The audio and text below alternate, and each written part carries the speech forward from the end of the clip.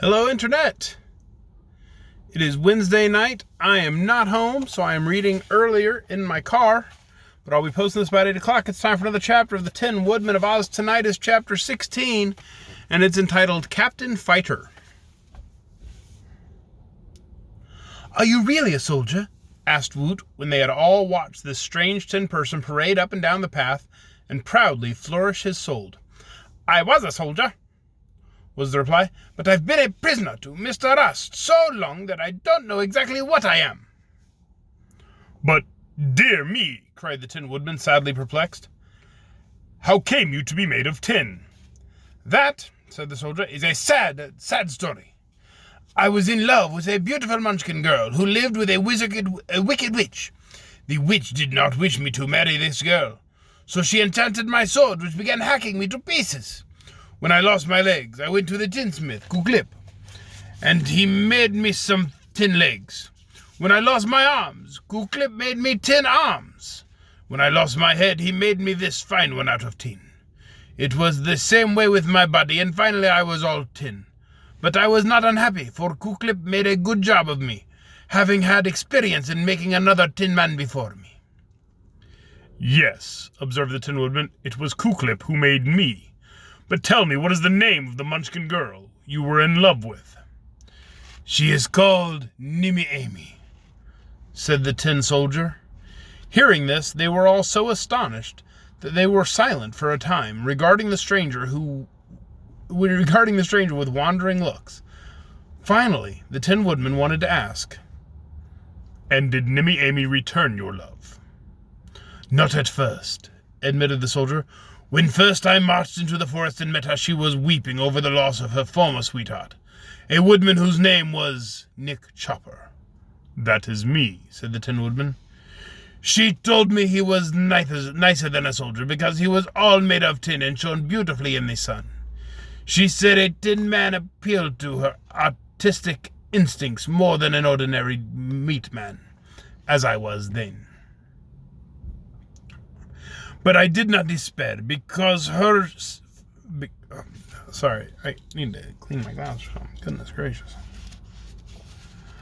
But I did not despair because her tin sweetheart had disappeared and could not be found. And finally Nimmy Amy permitted me to call upon her, and we became friends. It was then that the wicked witch discovered me and became furiously angry when I said I wanted to marry the girl. She enchanted my sword, and as I said, and then my troubles began. When I got my tin legs, Nimmy Amy began to take an interest in me. When I got my tin arms, she began to like me better than ever. And when I was made all of tin, she said I looked like her dear Nick Chopper, and she would be willing to marry me. The day of our wedding was set, and it turned out to be a rainy day. Nevertheless, I started to get Nimmy Amy, because the witch had been absent for some time, and we meant to elope before she got back. As I traveled the forest paths, the rain wetted my joints. But I paid no attention to this, because my thoughts were all on my wedding with the beautiful Nimmy Amy, and I could think of nothing else until suddenly my legs stopped moving. Then my arms rusted at the joints, and I became frightened and cried for help. For now I was unable to oil myself. No one heard my calls, and before long my jaws rusted, and I was unable to utter another sound, so I stood helpless in this spot, hoping some wanderer would come my way and save me. But this forest path is seldom used, and I have been standing here so long that I have lost all track of time. In my mind I composed poetry and sang songs, but not a sound have I been able to utter. But this desperate condition has now been relieved by your coming my way, and I must thank you for my rescue." "This is wonderful," said the Scarecrow, heaving a stuffy long sigh. "I think Kuklip was wrong to make two tin men just alike. And the strangest thing of all is that both you tin men fell in love with the same girl." "As for that," returned the soldier seriously, "I must admit I lost my ability to love when I lost my heart. Kuklip gave me a tin heart, to be sure, but it doesn't love anything as far as I can discover, and merely rattles against my tin ribs, which makes me wish I had no heart at all." "Yet in spite of this condition, you were going to marry Nimmy Amy?" Well, you see, I had promised to marry her, and I am an honest man, and I always tried to keep my promises. I didn't like to disappoint the poor girl, who had been disappointed by the one Tin Man already. That was my fault, declared the Emperor of the Winkies. And then he related how he also had rusted in the forest, and after a long time had been rescued by Dorothy and the Scarecrow, and had traveled with them to the Emerald City in search of a heart that could love. If you found such a heart, sir, said the soldier, I will gladly allow you to marry Nimmy Amy in my place. If she loves you best, sir, answered the Tin Woodman, I shall not interfere with your wedding her, for to be quite frank with you, I cannot yet love Nimmy Amy as I did before I became tin. Still, one of you ought to marry the poor girl, remarked Woot, and if she likes Tin Men, there is not much choice between you. Why don't you draw lots for her?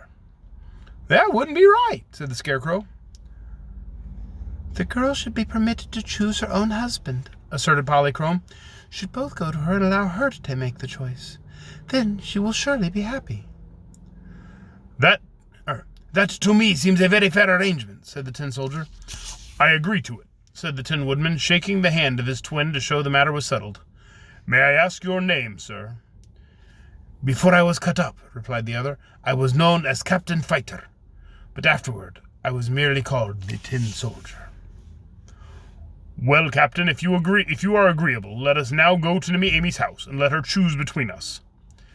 Very well, and if we meet the witch, we will both fight her. You with your axe, and I with my sword.